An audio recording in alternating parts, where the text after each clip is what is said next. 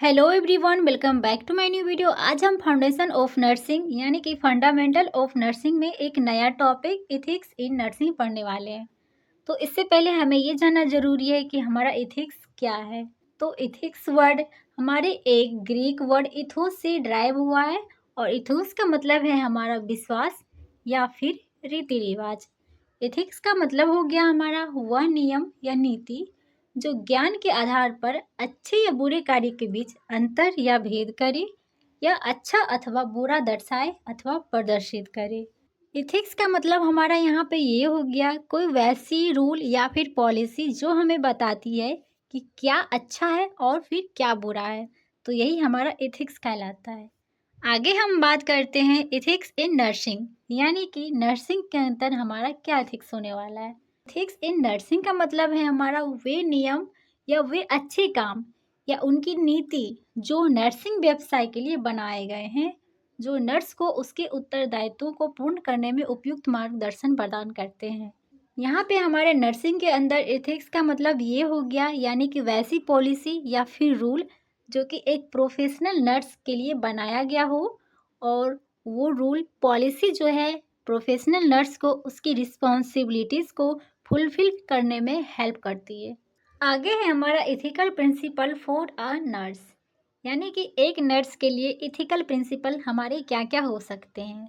तो इसमें हमारा आ जाएगा human welfare, autonomy, justice, honesty and Fidelity. यानी एक प्रोफेशनल नर्स इसी इथिकल प्रिंसिपल के अकॉर्डिंग वर्क करती है।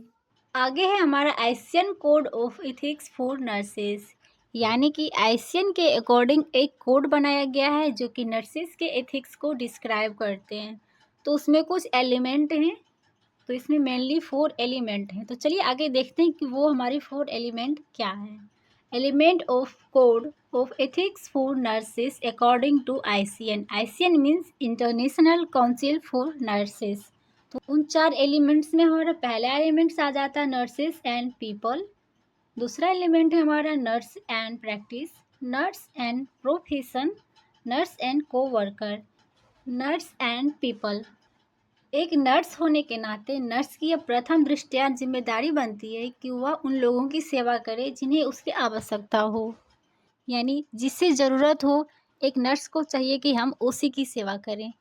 अपनी सेवाएं प्रदान करते समय इस प्रकार के वातावरण का निर्माण करती है जिसमें सेवा के लाभार्थियों के मानव अधिकार, मूल्यों, रीति रिवाजों, आध्यात्मिक विश्वासों आदि का मान सम्मान रखा जाए तथा उन्हें इन आधारों पर किसी प्रकार की क्षति ना पहुंचे। यानी एक नर्स को हमेशा इन बातों का ध्यान रखना चाहिए कि पेशेंट का जो भी धर्म हो, रीति रिवाज, जाति हो, उन सभी का सम्मान करें, ना कि उन्हें कोई ठेस पहुंचाना होता है अगर आप उसे कोई केयर दे रहे हैं तो। इसलिए केयर देते समय उसके सभी कस्टम्स, बिलीफ, इन सभी बातों का एक नर्स को ध्यान रखना बहुत ज़रूरी है। नर्स का यह कर्तव्य बनता है कि पेशेंट के आसपास का वातावरण हमेशा साफ सुथरा रखे या फिर वातावरण में वैसा कोई चीज़ ना हो जिसकी वजह से पेशेंट को कोई दिक्कत हो। इसलिए हमेशा एनवायरनमेंट को साफ सुथरा रखना एक नर्स का फ़र्ज़ बनता है। और इसी के साथ कुछ कॉन्फिडेंशियल बातें होती है जो कि पेशेंट अपने रिलेटिव्स या फिर बाकी लोगों से छुपाना चाहता है। तो नर्स को चाहिए कि ऐसी कॉन्फिडेंशियल बातों को किसी के साथ शेयर ना किया जाए, तब तक ना किया जाए जब तक उन बातों को शेयर करना ज़रूरी ना हो।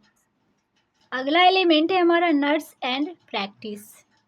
नर्सिंग में लगातार प्रैक्टिस करते रहना, नया सीखते हुए नर्सिंग अभ्यास की योग्यता को बनाए रखना एवं उसे उच्च स्तर प्रदान करना नर्स की स्वयं की व्यक्तिगत जिम्मेदारी होती है।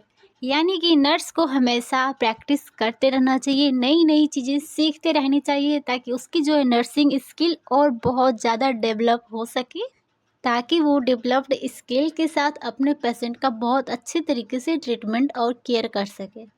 एक नर्स को अपना पर्सनल हेल्थ स्टेटस अच्छा रखना चाहिए ताकि वो पेशेंट को अच्छी केयर और ट्रीटमेंट दे सके। उसी के साथ एक नर्स को चाहिए कि अगर किसी पेशेंट केयर की जिम्मेदारी किसी और को दे रही है या फिर किसी और से ले रही हैं तो हमेशा अपने पर्सनल कैपेसिटी का इस्तेमाल करना चाहिए। एक नर्स को हमेशा इस बात का ध्यान रखना चाहिए कि वो जो पेशेंट को ट्रीटमेंट दे रही हो वो टेक्निकली साइंटिफिक हो और उसी के साथ वो पेशेंट के सेफ्टी और राइट्स का भी ध्यान रखे। हमारा तीसरा एलिमेंट है nurse and profession. Nursing field में प्रैक्टिस, मैनेजमेंट, रिसर्च और एजुकेशन के एक हाई लेवल तक पहुंचने के लिए नर्स का बहुत ही ज़्यादा इम्पोर्टेंट रोल होता है, क्योंकि वो इन सभी चीज़ों में अपनी भागीदारी सुनिश्चित करते हैं, यानी कि पार्टिसिपेट करती है।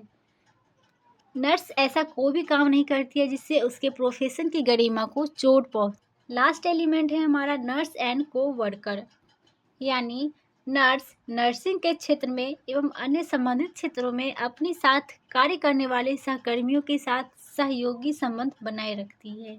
यानी नर्स अपने कोवर्कर, वर्कर, हेल्पर के साथ हमेशा अच्छे तरीके से पेश आती है, उनके साथ मिलजुल कर टीम वर्क करती है।